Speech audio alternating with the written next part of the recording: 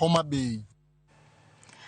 Wakilotenge mago mag siasa nyakoro mgajwang ateri nyake sekta mar somo kama duol mochung ne penje pacho KNEC ochiwo siem ne jopuonjre matimo penj mar KCSE mondo gibeda kicha gi penj mabandia ma osebed ka ike mbui mopogore opogore thurka.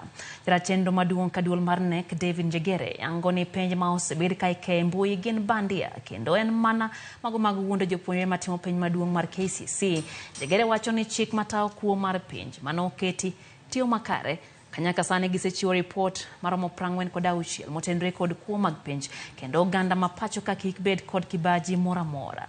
Njegere bende wacho ni okenge makare oketi e skunde mopogore opogore ma osebed kayudo midhiero e kindegi mag koth mano ni penjo chopo negi e saa makare.